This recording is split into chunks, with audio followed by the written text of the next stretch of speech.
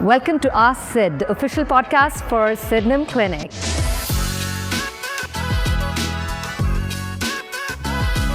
Today I come to you from our flagship location here in Beverly Hills. I am so thrilled to bring different guests onto the podcast so that we can talk more about our 7 pillars of health, and we can go deeper into your genomics, your gut health, your hormones, your sleep, your nutrition, psychology and physiology. So let's bring it on.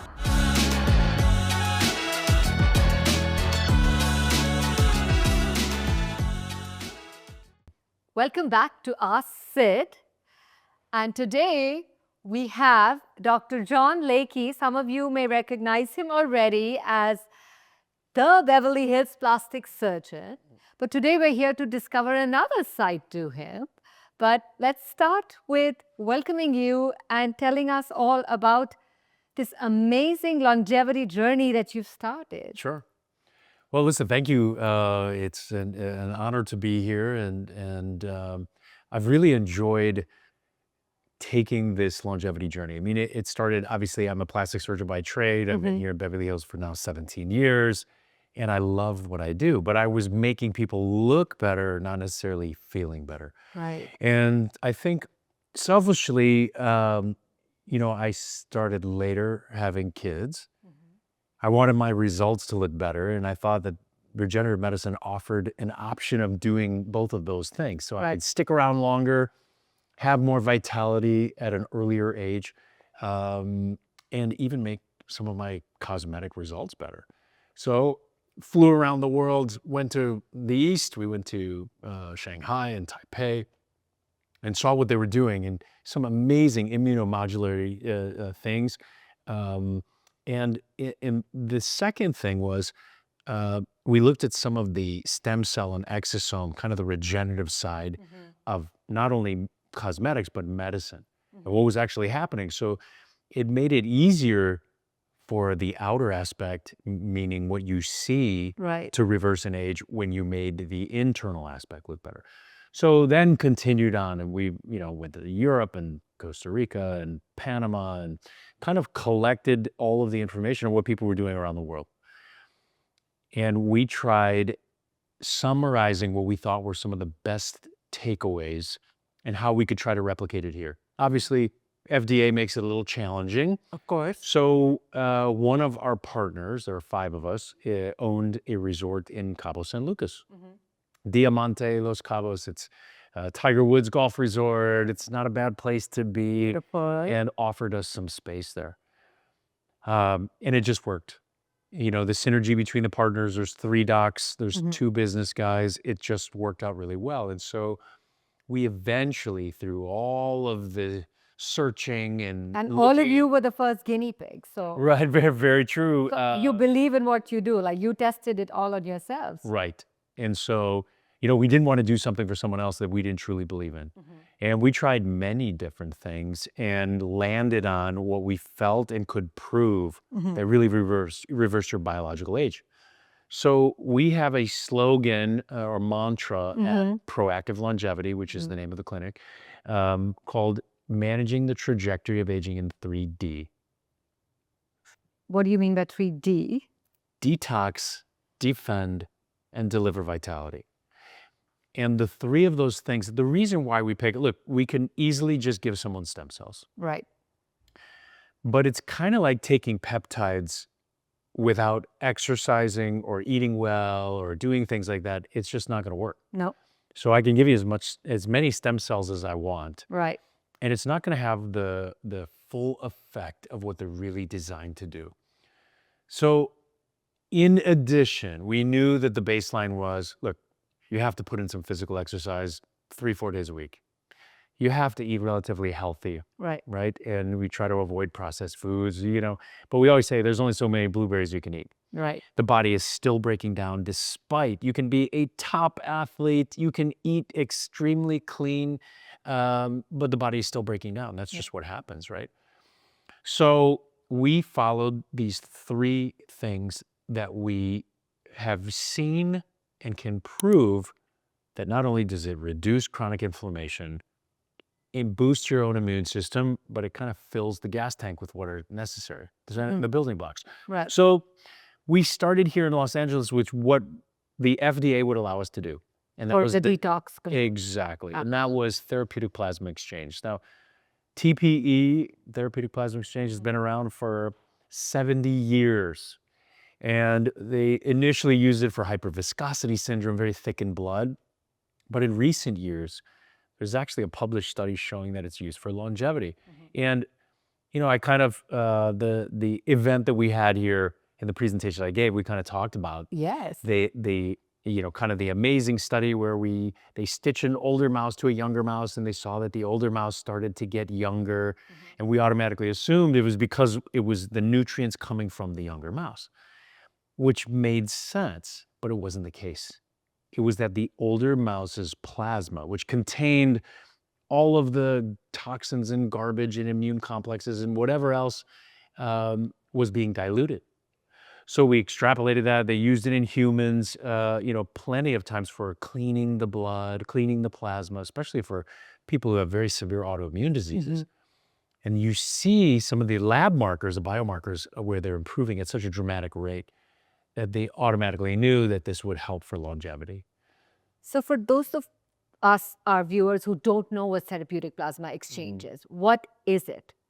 And I know it's getting popular, and to the extent where people are like walking into clinics and getting it too casually. So I would also like you to warn us about the side effects, the dangers, and exactly what it is, please. Sure. Well, think of it as figuratively and literally an oil change for the body. That's exactly what it is. And so for anyone who's ever changed oil out there, and you see, when you change the oil, and you see what comes out versus what goes in, completely different, night and day. You get rid of the sludge, you put in brand new oil. Very similar. This is a procedure where you sit down in a zero gravity chair, you have 2 IVs, and essentially your entire blood volume is cycled through arguably one of the most complex machines on the planet, that through centrifugal force and a membrane separate out your red and white blood cells. So sort of like a dialysis machine. Very similar, very similar. And instead of what it does is, rather than just clean toxins, it separates red and white blood cells and puts it back into the body, but it strips off all of your plasma. Plasma makes up 55% of your blood volume. And so it's a significant amount, but it also contains immune complexes, spike proteins, heavy metals, some of the BPAs from microplastics. And so the goal is to eliminate all of those toxins. Right. And I know that there are some newer techniques where, you know, Clary, which says, well, what we'll do is we'll just filter all of those things and put your own plasma back in. But the problem with doing that is that it'll still put in about 30% of all of the bad things back into your blood.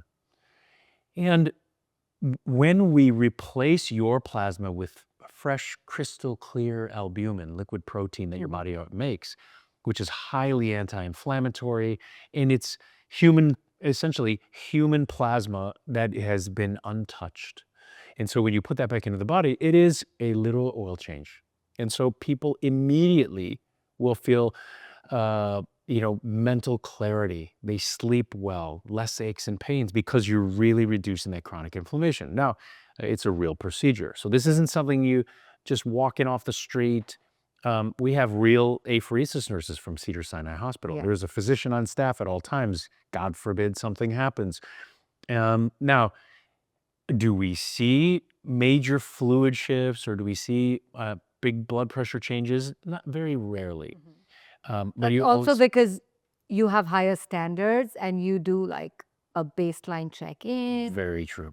Which is why, like, you know, we like to work with you, because at Sydenham, we do a lot of testing on our members, and we feel like it's not one size fits all, right? Like there is no one magic elixir for longevity. Like I wish there was.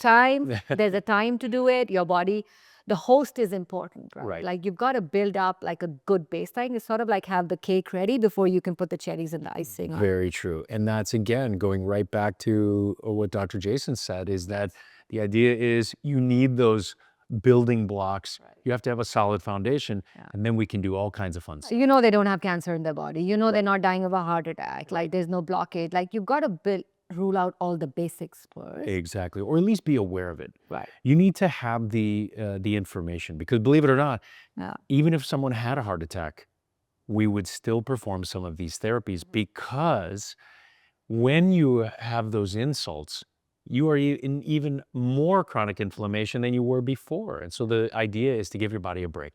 Right. So then, we talk about the second D, which is detox. Usually when you undergo therapeutic plasma exchange, because we have large bore IVs, we draw blood specifically for what's called natural killer cell therapy. And this is where the defend comes in, because natural killer cells in your body destroy anything foreign. So that means cancer cells, viral infected cells, and one of the most important things, aging or senescent cells. We call them zombie cells because they circulate throughout the body. Dr. David Sinclair made those very Oh my God. famous zombies. Yes, definitely. And he's right. They take up resources but do nothing. So imagine that if the oil change is the plasma exchange, then this is the windshield wipers, because it allows the immune system to see where it's going. When you're younger, it's very easy after you get a cough or a cold. Notice how a child goes through a disease rapidly, right? And so a cough or a cold that lasts 2 days will last 5 or 7 days in an adult. And that's really because they are able to adequately repair, attack, target whatever the insulting agent is and clear it. Whereas when you're 40, 50, 60 years old, you have decades of toxins, environmental factors, and all kinds of things that kind of get in the way. They're the bugs on the windshield that pretty soon you can't see where you're going. So natural killer cells, what we do is we draw the blood, send it to a lab. They clonally expand them, which means they grow and multiply them. And then at a later date, we re-inject them into the body. So now imagine your own natural killer cells that already do some amazing things are now being introduced at 3 to 5 times the amount. And that part is done in the United States, or it's done in, I don't know if we spoke about your clinic in Mexico, but that's where I want to also go next. Yes, the clinic, anytime so the Code of Federal Regulations by the FDA here, there are very strict parameters on what can be done to the body. Right. Even if it's your own cells. Once you take it out and manipulate it, it can no longer be injected unless we have approval for an investigational new drug. Well, some of that gets pretty taxing, and I understand why the FDA does that. I think we're well beyond the safety aspects. Now it's looking at efficacy. But when it comes to natural killer cell therapy, this is your own body's bazooka for destroying viruses, cancer, and all things that are foreign. And, that's why any immunotherapies or any true manipulated stem cell therapy has to be done across the border. We do have a fully accredited regenerative medicine license there that is approved by the Mexican FDA.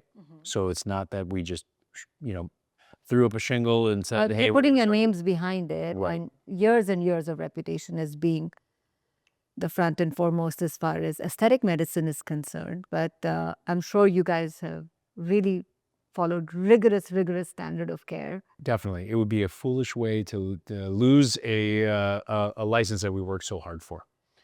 So then at what point do you send your patients to Mexico for the... So in an ideal world, we usually set people up for therapeutic plasma exchange. We draw Beverly Hills. in Literally Beverly down the Hills. street. Yes, right down the street. which Makes it is easy. so convenient for all our patients, because at Sydenham, we don't sell treatments or supplements. We find the best treatments and supplements for our patients. So this has just worked out so well for us that, they can walk down the street and you can phenomenal give them amazing exosomes and do TPE. Right. And, listen, again, in an ideal world, you start here in Beverly Hills. At the same time you undergo plasma exchange, you draw blood for the natural killer cells. Then we send it to a lab. And it takes a minimum of 28 days for you to really grow your natural killer cells to the point where we would reintroduce them. So a month minimum later, the individual would go to Cabo. And it's not a bad place to be. Of course not. Enjoy yourself at a resort, play some golf, or, enjoy yourself at the pool.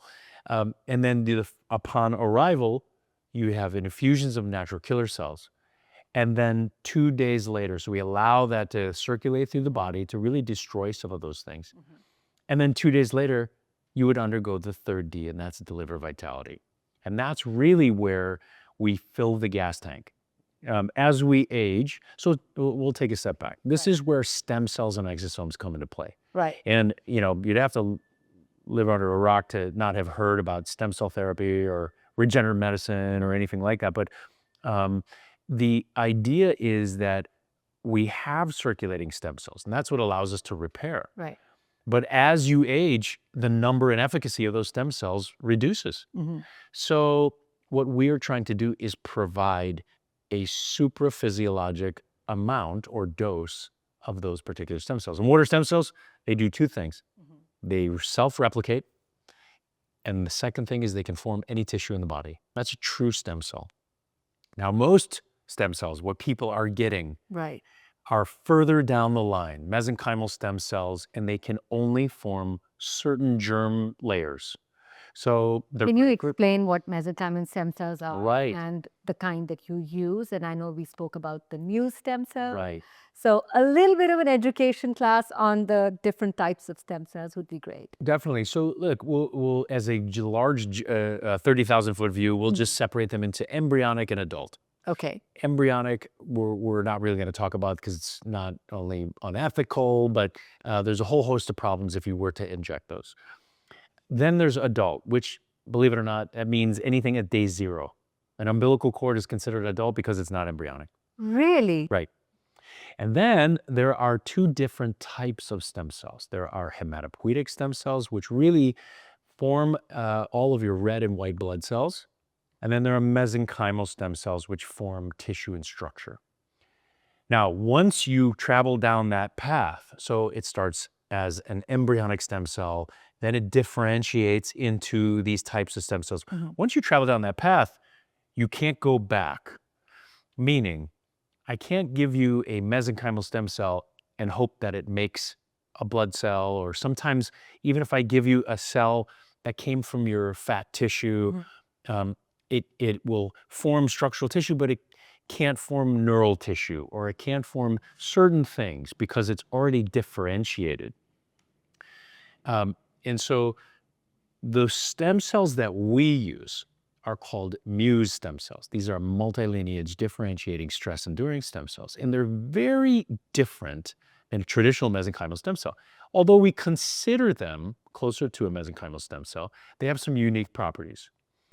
They are truly they pluripotent-like, meaning they can form any tissue in the body without being tumorigenic. So sometimes, even when we're able to reduce, we call them Yamanaka factors, but a Japanese scientist was able to discover that if you took an adult cheek cell, you could revert it all the way back to its embryonic state using these 4 Yamanaka factors. The problem, and we call those induced pluripotent stem cells. The problem was when we started injecting those, especially into animals and things of that effect, they started forming tumors because they can form hair, teeth, and nails anywhere it wants to. Right. Well, the Muse stem cell is different. It has an automatic kill switch, and so if anything starts going the way it doesn't want to, it stops. So imagine being able to form any tissue in the body without forming tumors. That's very important. Second, it's non-immunogenic. Means I can take it from one donor, give it to anyone without a reaction. The third, which I feel is extremely important, is that we almost consider it to have a homing mechanism. If there's damage to the body releases a compound called sphingosine 1-phosphate, S1P. Well, the Muse stem cell has an S1P receptor.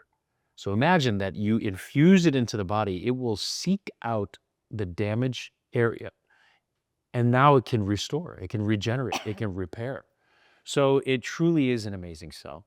Wow, it's like a guided missile. You're right. You're right. Whereas the other stem cells are really anti-inflammatory signaling cells.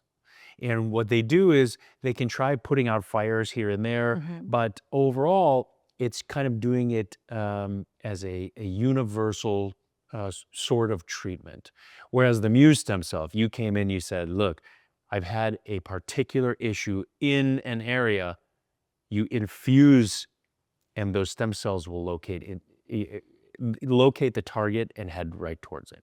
Wow. We also inject joints because, believe it or not, in many studies, when you inject a joint with mesenchymal stem cells, as soon as you step on it, it crushes many of those cells. Well, mu stem cells are very different. Remember, it's multilineage differentiating, stress enduring, which means they live under low oxygen tension. They live in colder environments. They live in hypoxic environments, and they can survive under sheer stress. So when you inject them into a joint, you can go back later and still see those cells in the area actively repairing. So to me, Ultrasound or how? well, you'd have to aspirate or biopsy. Oh, So these are animal studies where you'd actually go retrieve them. Okay. But it begs the question, why would we use anything else? Mu stem cells, again, they were really discovered by another Japanese scientist by the name of Mari Dezawa in 2010.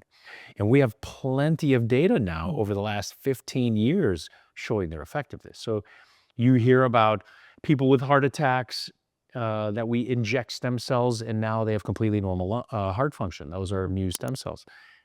People who've lost vision, and we inject the retina, and now they have restored their vision. Or spinal cord injuries. People are now walking again. Those are mu stem cells. And How long does the effect last? As far as regenerating tissue, that regenerates tissue. Like if you got your eyesight back, like that's back for good, or will it start to? It will start to degenerate at its normal natural rate. So it's not like you get restored eyesight and you lose it in a week. This is, you've restored your eyesight, now it would degenerate at a normal rate. So the interesting part, even when we're looking at studies where we regenerate joints, build cartilage, structural tissue, tendons, ligaments, things like that, it's not that these things it's not like they deteriorate at a rapid rate. Once they're rebuilt, that is a fully functioning tissue, and it will age the way you age. So from a longevity point of view, what is it that we can realistically expect? And also, it's always prudent to talk about the downside, the stuff that may not have enough evidence behind it. Right. But the question is, if it's not harming you enough, how do you do that cost-benefit analysis? Right. So here's the thing. I mean, although I don't think it's, the next duct tape or Windex, I do think that there are applications in almost every disease. When you are a diabetic and you have chronic inflammation of the pancreas and you add stem cells or islet cells, these stem cells, to the actual area, you can cure diabetes. There are plenty of studies that are starting to show this. And so, I think we need more human clinical trials. We have plenty of animal data that shows the safety and efficacy of these things. It's now trying to say who will benefit most. And that's where the FDA comes in. And so I understand why sometimes they drag their feet, but we see right now such amazing potential that we don't want to wait. And that's really what it boils down to.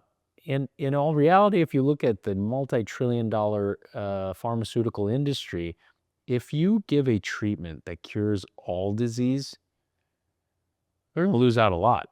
And so I think there's going to be a lot of pushback until there's clear-cut evidence that shows that this is what it does. Which could take maybe 15 years? Well, at least 10. And so I think that some states like Florida and Utah and pretty soon Texas and Montana, and Alabama, these are states which are adopting the ability to operate in a gray zone. Now, we have to follow certain requirements. That means we want, to use a GMP certified lab. There has to be clinical testing of the cells to make sure that what you're getting is what you're being sold. But I see the light at the end of the tunnel we'll see what the federal aspect does in the next year or two as more and more states jump on board. I think, it could be that the DOJ or Congress has to step in and really start looking at federal regulations. But we definitely see the ability to use immunotherapies and stem cell and regenerative therapies to cure diseases, to improve diseases, and for basic longevity. I mean, we think you're slowly breaking down. How can we reverse that? Yeah. By the 3 tools I've listed. Or slow it down, even if you're Right. not able to absolutely reverse it. Definitely. We're fortunate enough to have people who want to do this electively. Right. Right. They think differently. They make healthcare decisions differently. They're not going to wait around for FDA to decide what they want to follow as longevity protocols. So they go out anywhere in the world and get whatever they think has enough science evidence behind it. And I guess for us to document that data, share it with each other, it may be anecdotal in the beginning, but it's important. These stories are important. You're right. You collect enough of the data, and then it's irrefutable evidence. And so what we do is we obviously follow biomarkers, we track them, but we do something in addition. We get genetic and epigenetic tests that actually, they're saliva tests. They look for key factors. They look at the expression of certain genes, and we are looking to see before and after these treatments, how they actually change the expression of your genes. Now, so far, we see the changes in certain genes. Now, that may be a short pilot, but you start putting all of that together, and it adds up to a really big deal. Now, the downside of these therapies, so we obviously have to talk about these. When the first plasma screen came out, someone paid $30,000 for it because they could. Now you can get a great TV for $250. We're at that stage where the first plasma screen came out because sometimes, even especially Muse cells. Now imagine the therapeutic plasma exchange is a real procedure. You have an apheresis nurse. You have to replace with very expensive liquid protein, albumin. So these are How many hours does it take, the whole thing? It's about 2.5 hours max. And but what you're replacing actually costs money. And so, sometimes these procedures are close to $10,000. Same thing with natural killer cell therapy. You have to send it to an amazing lab that is able to do these things, isolate your natural killer cells, grow them effectively without mutation or anything like that. So they need to know what they're doing. And then be able to transport and do everything so there's no sterility loss, there's no infection. These are all things that go with it. And then when you look at stem cell therapy, the Muse stem cells, let's say we have, if we look at all stem cells in general, 3 to 5% are Muse stem cells. So now to isolate just those, and when we give it to someone, the concentration is 70% or higher. That's through Muse Cell Innovations. They have the patent on this, but that is the standard at which they are held. So anyone else who's saying, oh, I'm giving you Muse cells, well, it's likely not, and definitely not in those percentages. So, it costs a little more money to extract these things, to grow them effectively. Is it painful? Like the other downside is the Definitely not. It's as easy as putting in IVs. And usually what happens because for plasma exchange, those are the largest bore IVs. So we have people come in early, they have a topical anesthetic. So by the time they get the IVs, they don't feel a single thing. But the rest are there like IVs. some risks associated with it? Like some people who are high risk for this kind of a treatment where you would like them to get a clearance or? The interesting part is I would love to say there are, but there are certain individuals, the sicker you are, these procedures would be done in a hospital. They have whole apheresis units at hospitals because they are trying to rapidly clear out something that is destroying you. And so we always do a thorough history. We obtain labs.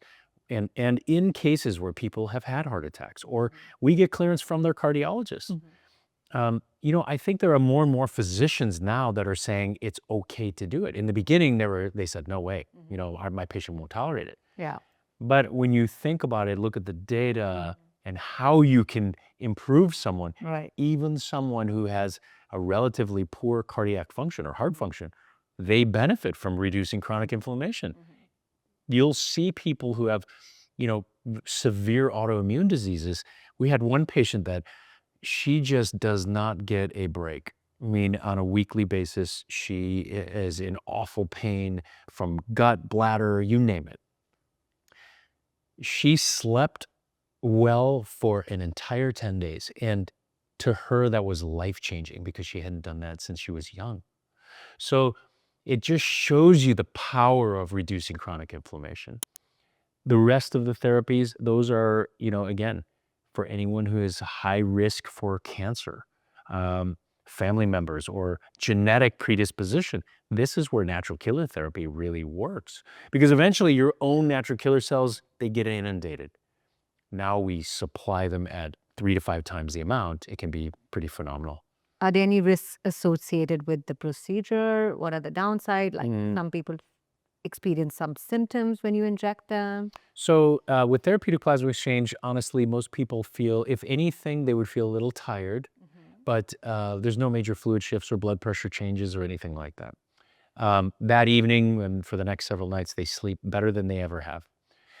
So I don't see a whole lot. Obviously, they're larger bore IVs. We have to make sure there's compression there for several hours so we don't develop a little superficial hematoma. When it comes to natural killer cells, some people, because we're ramping up the immune system, about 15% will say, I feel some fevers and chills. Then you give them a Tylenol, usually masks the symptoms. But even if you didn't, those symptoms are gone in about 8 hours.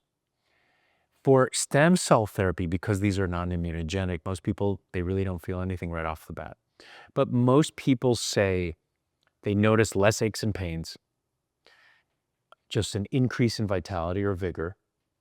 And it's interesting for all friends and patients who are on hormone replacement therapy. So we look at testosterone levels and things to that effect. After stem cell therapy, testosterone levels rise. Naturally, healthy estrogen levels rise, right? And so to me, hormone replacement therapy, although it's fantastic for those who really need it, it suppresses your own body's ability to make those hormones. Whereas stem cell therapy kind of gives you the building blocks. And so I do think that, we're going to see more and more of this in almost everyday use. And we look forward to you publishing all the data that you're collecting and all the people that are going through the treatment through you. But we can't end this podcast before really getting into all the aesthetic stuff. Of course. So I know you're known for making people look more beautiful. Can you tell us what's going on? What are the new trends for 2026? Definitely. And what are some of the new treatments that you're pioneering? I know you're doing a lot of stuff with exosomes. Right. So I think new trend, look, we've long gone to the days, I think, where we overfill. And fillers used to be the only option. And now we're looking at the difference between needing structural changes versus just overfilling. And so we're seeing less and less fillers given. We're seeing more and more fat transfer because it's natural, it's your body's tissue. We see earlier and earlier facelifting because we now realize you have more collagen today than you will tomorrow. The results last longer. And you have a more natural look, right? So the idea is that we're making these subtle changes that can be amazingly refreshing, as opposed, sometimes we wait a little longer. It's such a drastic change that that there was work done. Do you have a preference for like a full deep plane facelift versus partial? Could you explain those differences as well? Yeah, listen, I do several different types of facelifting. There's SMAS, mass plication, there's deep plane lifts, there's max lift. These are all essentially ways to, we'll say, tighten the connective tissue that overlies the musculature and some of the deep compartments of fat in the face. The deep plane goes one step further by releasing certain tethering ligaments. And so you can get a much more aggressive pull, we'll say, while still keeping everything looking natural. Some of the limitations of the others with those ligaments that are still in place, there's only so much you can pull before you start making some distortions occur. I think that especially in younger individuals, the deep plane is definitely the most natural and aesthetic way to go. There's Or is less. it more invasive than? Well, it takes a little more technical ability, we'll say. So when you come out of residency, even though you're probably the smartest you'll ever be, the lack of experience makes you do what we would say is the easiest, and that is a SMAS plication. That just means you take the top layer of the connective tissue and you fold it over and tighten it. And you can have amazing results. Some of the top facelift surgeons in the world do SMAS plications and SMAS lifts. But as you get better and better at what you do, you have the ability to change your techniques based off of what the patient needs. Someone who's got a lot of wrinkles, sometimes you do want to do a SMAS because you have to unfurl the skin. And that SMAS lift just means you have to separate the skin from the underlying connective tissue, whereas in a deep plane, you lift them both together. So we definitely see a trend of that happening, more. I think people are accepting it more and they're doing it a little earlier. As far as, using regenerative medicine in this, now this is where, I think plastic surgeons shine. We've been using fat transfer, which contains stem cells, for decades. But now what I'm doing, I'm involved in a clinical trial where I'll actually take new stem cells, mix it with fat, inject it into the face, and we look at volumetric changes to see how much stays. The problem with fat transfer is that whatever I inject, sometimes it's unpredictable as far as how much actually is engrafted. The stem cell potential, what we're seeing is that you have a higher take rate. So what you see and what you inject is what you wind up with. In addition, the stem cells release many building blocks that improve the quality of the skin. So it's not just volumizing, it's improving the entire subunits of the face, including the skin. So that's really in. Before we wrap up, I'm going to ask you a few questions, and I want you to say whether you think these procedures are hot or not. All right. Okay. Hot or not? So ready.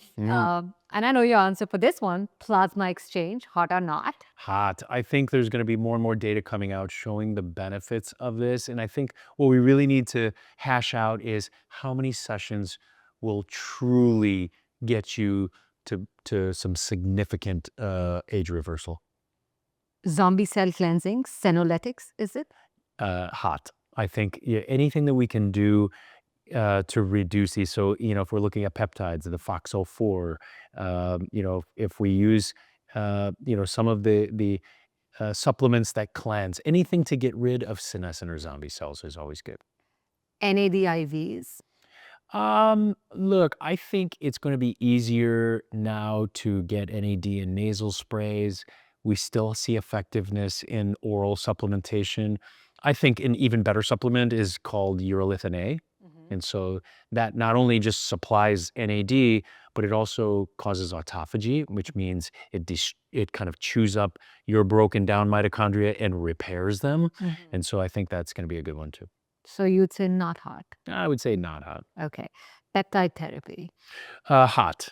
Look, peptides, I think, are going to revolutionize medicine. We see such amazing applications without, we talked about hormone replacement therapy and some of the medicines that suppress your own immune system, ability to create hormones, things to that effect. Peptides do not do that. They allow your body to continue, but they provide some of the building blocks to enhance, we'll say. So super hot. Chronic inflammation reduction. Well, that's definitely hot. I mean, it depends on what form, right? For me, therapeutic plasma exchange is a huge chronic reducer. But when you look at peptides like BPC 157, I mean, when you look at KPV, these are all TB 500. These are things that reduce chronic inflammation, and they can all be helpful. Genetic testing for longevity. Yeah, look, I think it's hot. I mean, the idea is you always want a good baseline. So in the perfect world, you would get an MRI from head to toe. You would have a billion biomarkers, and you would get genetic testing. That sets the stage for any other treatment that you will do for the next 50 years. Basically, you're saying do what we do at Sydenham. Right, right. Do what right. you do. You've got the right formula. I'm telling you, this is it. Like you got to have that strong baseline. Now you know you have so much data on the people that we sent you, right? Like that makes it even more exciting. Well, you're right. And in doing that, in collecting the data, it's Yes. it's a perpetual cycle. It just propels forward because we can slowly tailor things based off of what we're seeing. Okay, So one size doesn't fit all. that's you know. correct. Keep it coming. Preventive full body scans. I think hot. I mean, look, the Ezra, the Prenuvo, human longevity, these are all things that I think are extremely beneficial. And you're going to see it become more readily available. And having the information there, I run into patients all the time that say, I'd rather not know. Right. You do, because if you can avoid something, you never want to die from something foolish. Yeah. And that's why I think preventative scans are always amazing. Which is why at Sydenham, our programs are all inclusive. Like we pay for all this testing, whether it's a liquid biopsy or a full body MRI, your cardiac CT. Right. We do a really thorough baseline, and the whole concept of trying to upsell you a test or upsell you a treatment, we've taken that away. Right. I was like, okay, you're the project. Let's really now try and personalize your care journey. And when you want these longevity treatments, we work with people like you who are really following the gold standard. So hopefully when we take this collaborative approach where we are measuring data, we're personalizing outcomes, I think the change is going to be here sooner than we think. Definitely. I mean, you have the right formula, right? And it's putting those strategic partners in place. And honestly, there's no limit in sight. Yes. So keep looking good on the outside too, along the way. Like that's not going to go away, I think. Beauty is going to keep evolving. Well, it's so funny. It's probably one of the biggest accelerators. It's people want to look younger, and they don't realize that by doing some of these things, your internal aspect is reflected on the outside. So it's all going to help. Very, very exciting time. Well, thank you so much. I'm sure we're going to be doing more podcasts like this with things coming out like this, science exploding at a very, very fast rate. So with new technology coming out, new outcomes, hopefully we'll do a podcast in Cabo. Love it. And see the treatment firsthand one day. Love it. Thank you. Thank you so much. Thank you.